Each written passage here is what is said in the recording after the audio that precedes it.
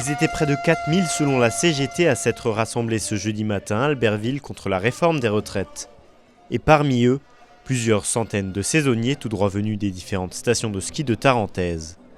Déjà pénalisés par la réforme de l'assurance chômage qui les oblige à travailler plus de 6 mois pour recharger leurs droits, ils doivent désormais faire face aux récentes annonces de cette réforme des retraites qu'ils jugent selon eux injuste. Effectivement, c'est un statut précaire. Le Covid a eu un gros rôle aussi, deux saisons, 2 années blanches.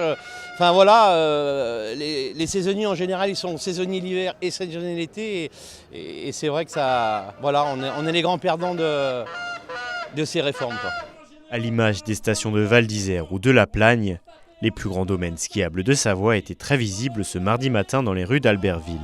C'est également le cas de la station de Tignes, où près de 90% des chauffeurs de bus ont décidé de faire grève pour défendre leurs droits et soutenir leurs collègues. Là, 64 ans, c'est n'importe quoi. Bientôt, on va crever au travail. Donc, c'est désolé de parler comme ça, mais c'est la vérité. 64, c'est trop. Et puis ça s'ajoute à d'autres choses aussi, quoi. Ça s'ajoute à la réforme de l'assurance chômage qui nous pénalise en plein, quoi. Puis derrière ça va être quoi? Ça va être les 35 heures, ça va être voilà, quoi. Donc à un moment donné, je pense qu'il faut se mobiliser.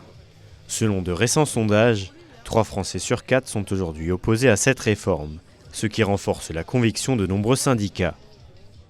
Quand la Première ministre hier dit que l'augmentation de l'âge de départ légal n'est pas négociable, ça tombe bien, parce que nous on ne veut pas négocier, on veut simplement le retrait de son projet. Donc oui, on arrive à un blocage, et qui c'est qu'en est responsable? C'est quand même bien le gouvernement.